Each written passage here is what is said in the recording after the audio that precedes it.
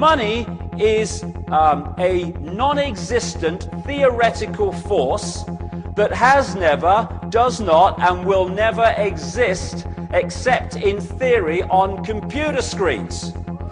People die and starve because they don't have enough digits on a computer screen.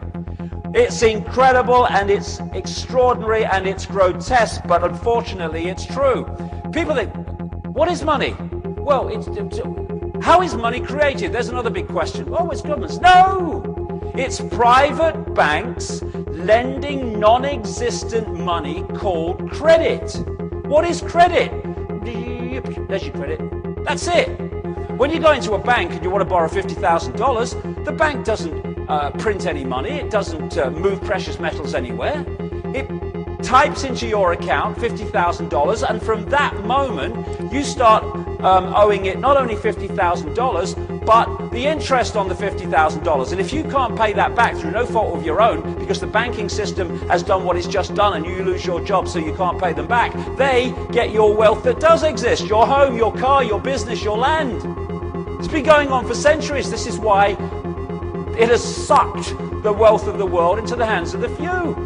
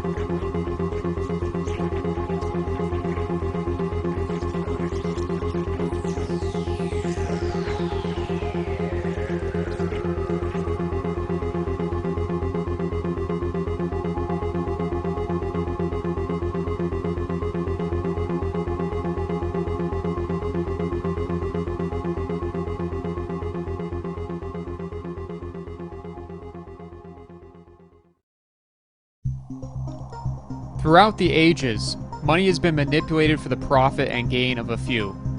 In ancient times, commerce was primarily conducted through bartering, or a mutual exchange of goods and services.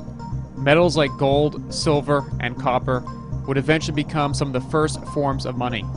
Metals are portable, durable, and easily divisible substances that can be used to create useful things. This is why ancient man began to use them frequently in exchanges. Unfortunately for ancient man, it was difficult to spot forgeries, as tin and other common metals could be passed off as rare or more valuable metals like gold. Not until the discovery of the touchstone could forgeries be easily spotted. A touchstone is a small tablet of dark stone, such as fieldstone or slate, that leaves a visible trace on softer metals. Assayers could then determine the true value of a particular metal. The touchstone allowed nations like the Greeks and Romans to begin minting metal coins. Coins were pre-weighed and pre-alloyed by government mints and stamped with their appropriate value. As metal coins became a dominant medium of exchange in the ancient world, people known as money changers would emerge. Money changing is a trade involving the exchange of coins in different denominations. The trade would quickly become rampant with fraud, as money changers would charge excessive fees for the exchange of particular coins. The most well-known story of this fraud is found in the Bible, when Jesus drove the money changers out of Herod's temple. The money changers were forcing people to trade an excessive amount of coins for special temple coins, which were the only type of coins allowed for use in the temple. The obvious scam angered Jesus, which prompted his swift action against the money changers. Not only did money changers manipulate the monetary system for profit and gain, but governments in the ancient world would do so as well. The Roman Empire, over a period of many centuries, would slowly devalue the metal content of their coinage in order to pay for wars and the military expansion of the empire. The debasement of Rome's money led to inflation and rising prices. The Roman people, who were consistently distracted with breads and circuses and bloodletting spectacles like gladiator fights, paid little attention to the empire's unsustainable economic and military policies. Historians agree that the devaluation of Rome's coinage, combined with endless war and the overall degeneration of its society, led to the eventual collapse of the empire in the 5th century. After the fall of the Roman Empire, the Roman Catholic Church would emerge as the major unifying cultural force in Europe, with new localized rulers and leaders seizing power. Many of these new rulers would have links directly back to the Church itself. Although the Church would place a ban on some of the unethical practices of the money changers, these practices would not be entirely disbanded.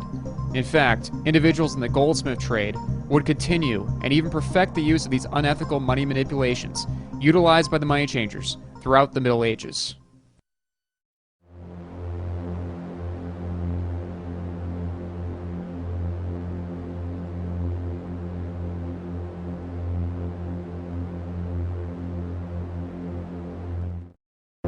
Typically, money changers were also goldsmiths who already possessed the resources to keep gold safe. Since their trade required a means to keep gold safe, goldsmiths installed secure vaults in their place of business. This allowed the goldsmiths to operate their business much like a modern-day bank, especially when paper became more commonplace throughout Europe. Goldsmiths would store a customer's gold in their vaults for safekeeping, and in return would issue the customer a paper receipt that the customer could use to reclaim the gold deposited.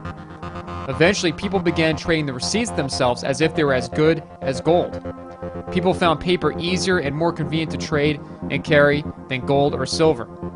This resulted in the birth of paper money. The goldsmiths soon began to realize that only a small percentage of depositors would come back to reclaim their gold at any given time. With people trading their own paper receipts as money, the goldsmiths began to cheat the system. They began creating additional paper receipts, even though there was not enough gold in reserves to back all of the paper receipts circulating.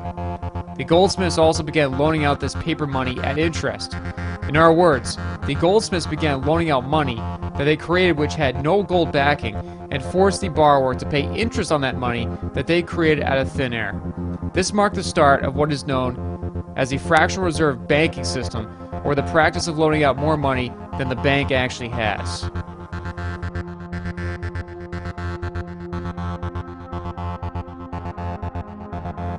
As we can see, the fractional reserve banking system is clearly rooted in fraud and deception.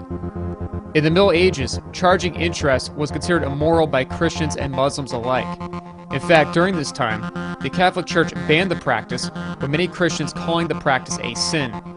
There are many references to the immorality of usury or the charging of excessive interest found in both the Bible and in the Quran. Yet with the fractional reserve banking system widely in use by the bankers of the 21st century, it is interesting to note that there is very little outrage from today's religious leaders over its practice.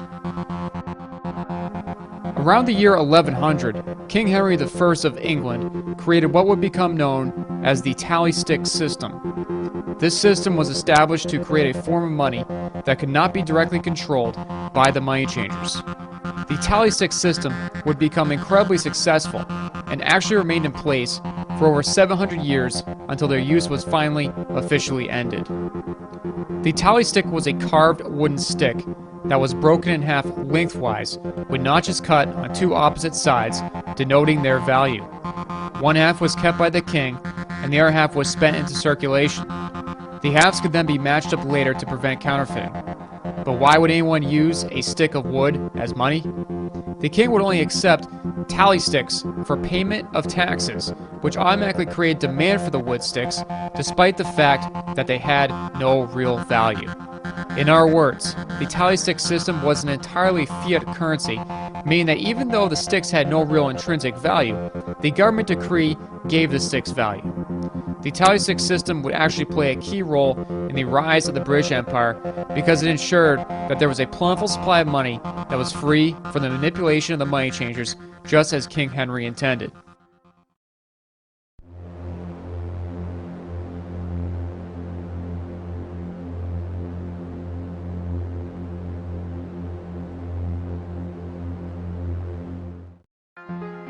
The Knights Templar, otherwise known as the Order of the Temple of Solomon, were a powerful economic and military order formed by French noblemen during the aftermath of the First Crusade.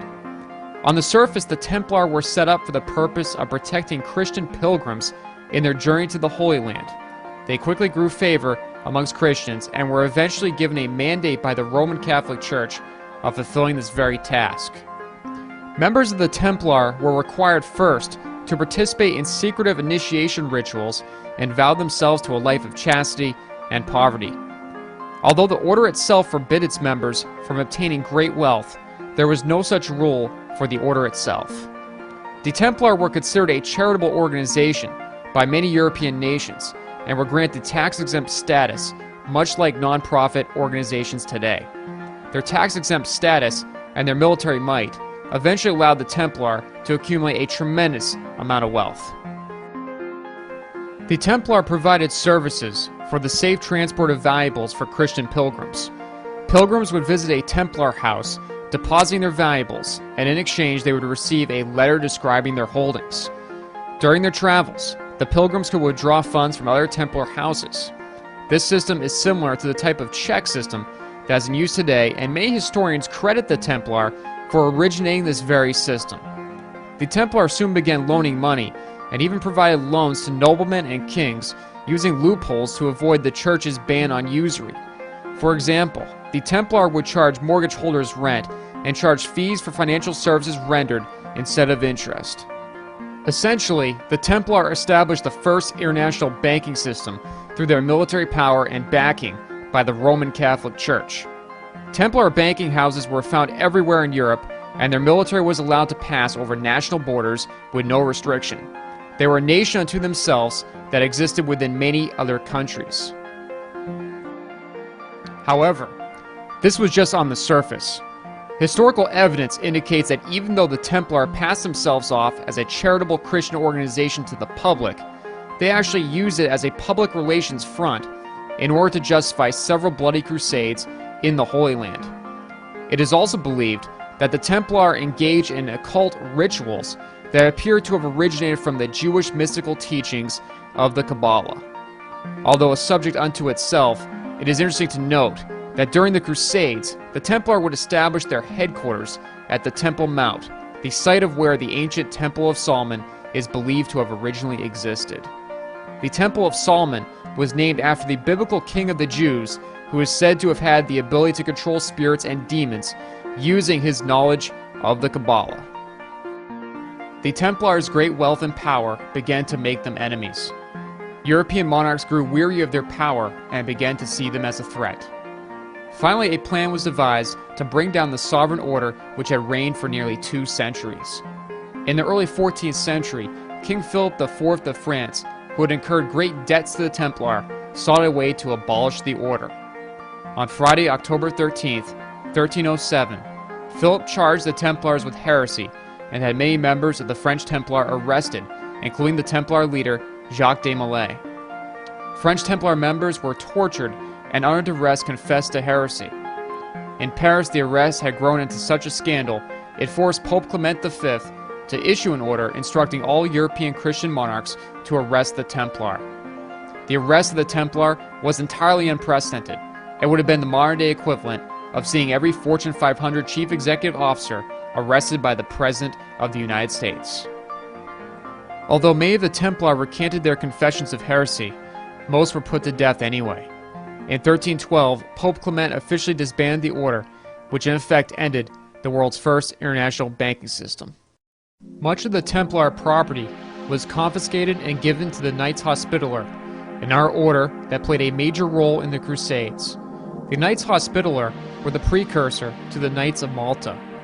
To this day, the Knights of Malta are a sovereign military order that essentially served the Roman Catholic Church as the Pope's own personal militia. But not all of the wealth from the Templar was seized. Many Templar members escaped to Scotland, where the order appears to have continued secretly. The Freemasons, a secret society with an undeniable Templar influence, would emerge in Scotland centuries later in the 1600s. Although the history of Freemasonry is mysterious, it is logical to conclude that the Templar had a profound influence in the formation of Freemasonry. After all, the Freemasons have a youth organization called the De Molay, named in honor of the executed Templar leader. Even after the dissolvement of the Templar, the charging of interest on money was severely frowned upon. Many European Jews would enter the unethical business of money changing due to businesses refusing to hire them in regular crafts and trades. It even became the official policy of the Roman Catholic Church to force Jews to live in segregated areas known as ghettos. Pope Paul IV in 1555 issued a papal law creating the Roman ghetto, where Jews were forced to live in seclusion and wear clothing to make them easily identifiable. This decree from the Pope would spawn additional Jewish ghettos throughout Europe, as the Roman Catholic Church would for many centuries use the Jewish population as a public relations scapegoat.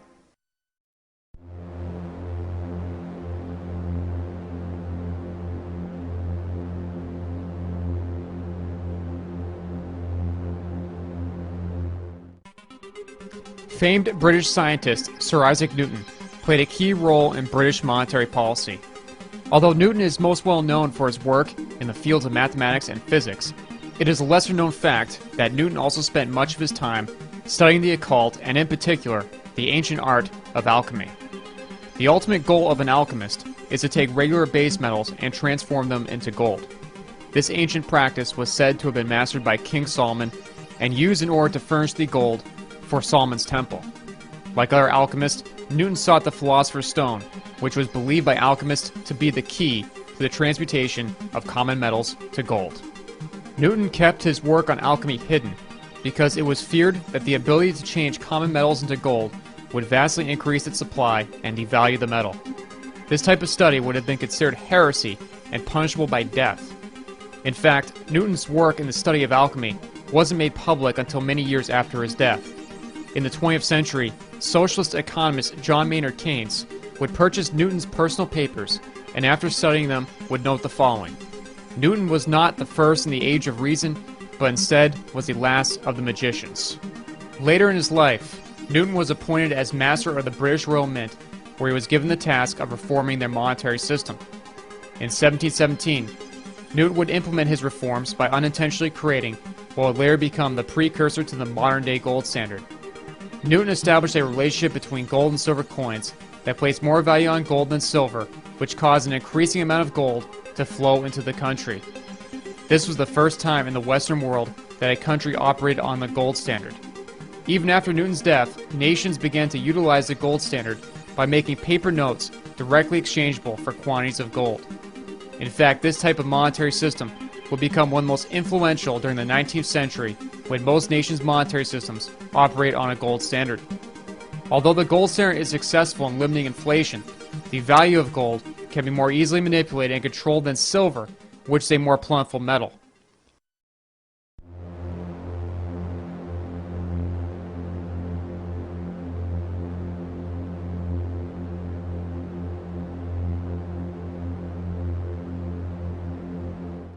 Due to years of war, the English government sought financing, and the money changers were quick to offer a solution. The end result was a privately owned central bank called the Bank of England, which was officially founded in 1694 by Scotsman William Paterson. Although it was deceptively called the Bank of England, it was not a government entity. In exchange for a £1.2 million loan to the government, it was agreed that the bank would be incorporated as the Bank of England and have the privilege to issue banknotes. In other words, the bank was given the authority to create money out of nothing through fractional reserve banking. Remember, this is the same scam that the goldsmiths had used. The Bank of England now had the legal authority to loan out more money than they actually had on the books. In fact, only a little over half of the necessary money to form the Bank of England was put up front to establish the enterprise. The rest of the money was derived from granting loans and charging interest on money that was created entirely out of thin air.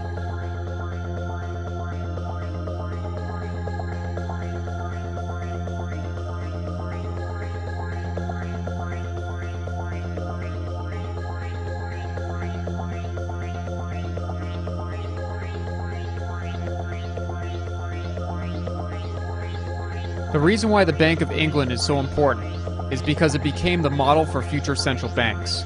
Central banks follow a very simple process to facilitate money creation. The government issues bonds or debt to the central bank, and in return, the central bank buys the government debt with money that they create out of nothing. Not only does this system create inflation, but the government is forced to pay interest to the central bank for the loans. As a result, the government loans are paid by taxes used to pay interest on the loans back to the private central bank. This system is an fraud, which in the end makes the people slaves. Institutions that create money out of nothing.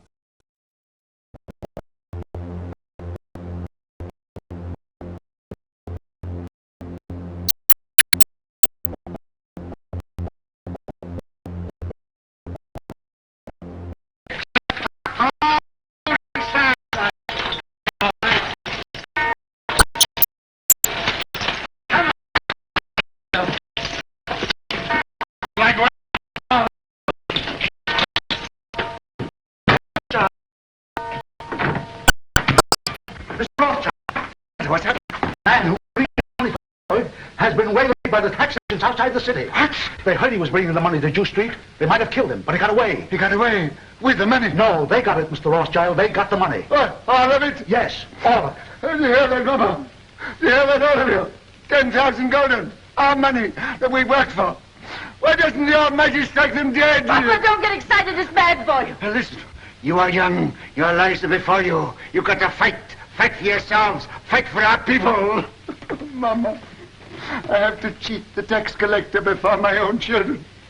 Do you think I want to do that? I live honestly. I trade honestly. I want to be honest with them.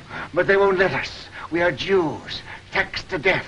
Forbidden to learn a trade, forbidden to own land. They keep us in chains. They send men here to rob us. So work and strive for money. Money is power. Money is the only weapon that the Jew has to defend himself with.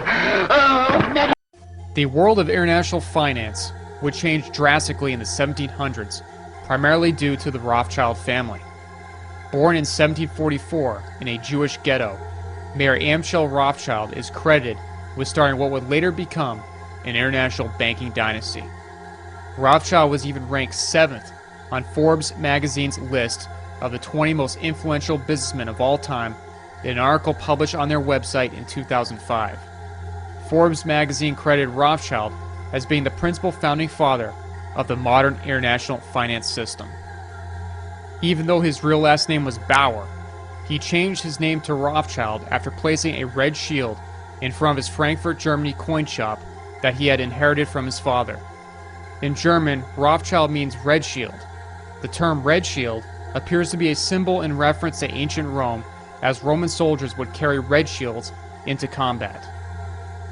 According to the Encyclopedia Judaica, The Rothschilds bear the title Guardians of the Vatican's Treasury. Like the Templar centuries before, it appears as if the Roman Catholic Church played an influential role in supporting the rise of the Rothschilds' banking empire. Through his coin business, Rothschild quickly began to establish important contacts in the world of finance. Like the money changers of the past, Rothschild became skilled in money creation. He soon realized that it was more profitable to lend money to governments and kings instead of private individuals. This was because loans provided to governments and kings were backed by taxes. Rothschild would have 5 sons, who he trained in the ways of money creation. He sent each of his sons to a different city in order to set up a branch of the family banking business. His eldest son, Amschel Mayer, would stay to run the business in Frankfurt. Solomon would be sent to Vienna, Karl would be sent to Naples, James would be sent to Paris, and finally Nathan would be sent to London. Rothschild instructed his sons to coordinate their business activities, which gave them a distinct advantage over other banking houses.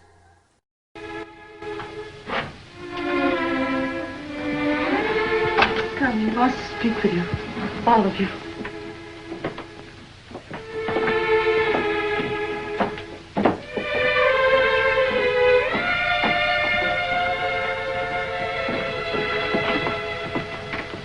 We're here, Papa. All of us. My sons, when I go, I leave you in your mama's care. She is wise, far wiser than I, and good. Do always as she says, and you will grow rich. Come closer.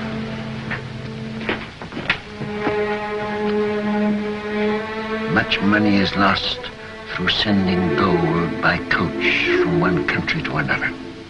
In times of war, it is seized by the enemy.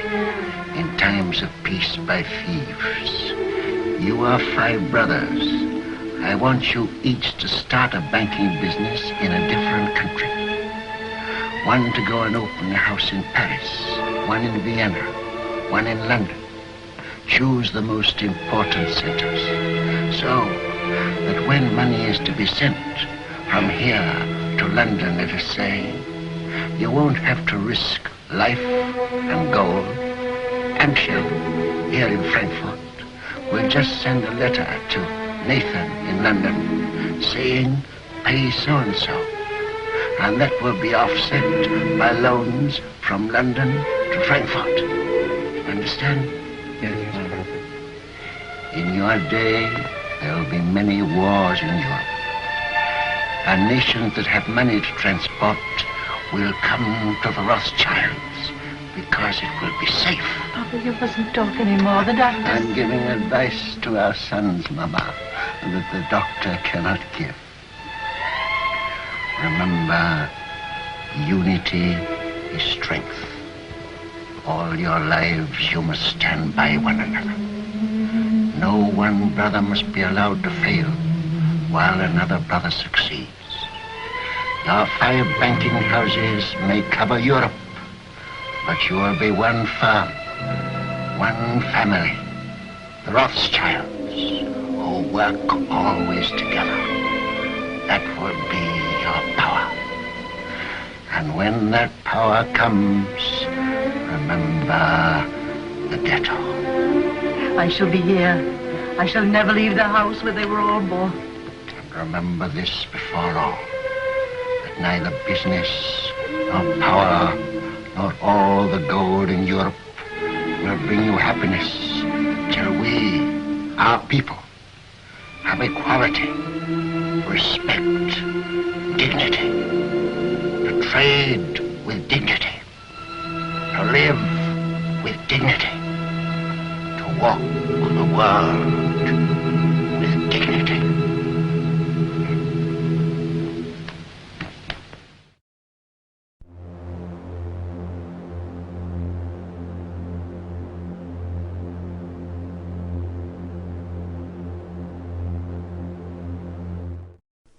As Europe was plagued with wars, the British government became increasingly in debt to the privately run Bank of England.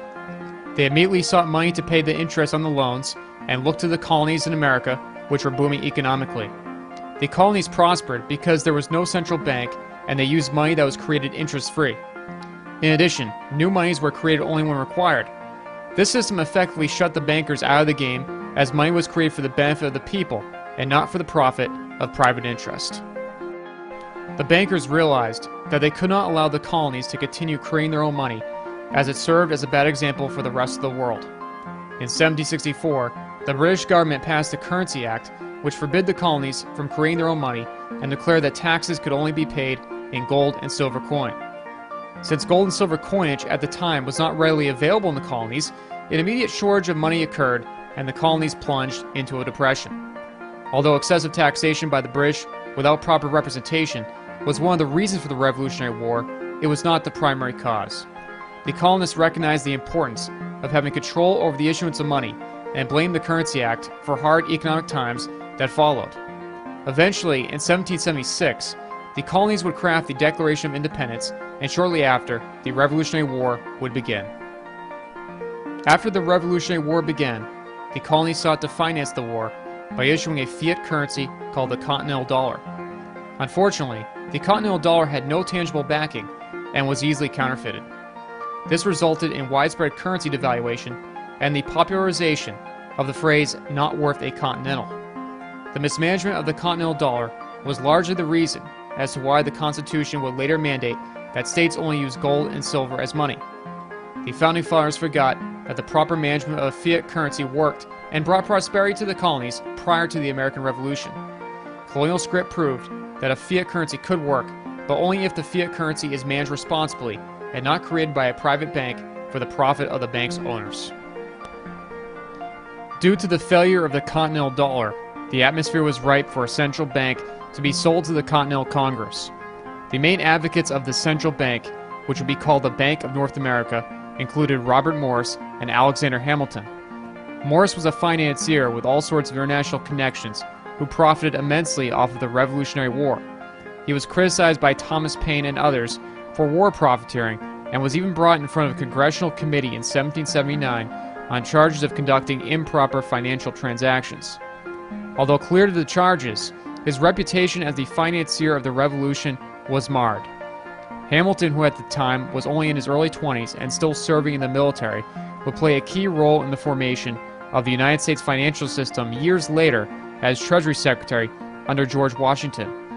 As a powerful military aide to Washington, Hamilton would openly endorse Robert Morris as a man of integrity and how a central bank would be the solution to rampant currency devaluation. Despite Morris's earlier reputation as an unethical war profiteer, he was appointed as Superintendent of Finance of the United States in 1781 as the colonists desperately sought some sort of solution to the problem of inflation. Immediately, Morris advocated the formation of a central bank called the Bank of North America, which would be modeled after the Bank of England.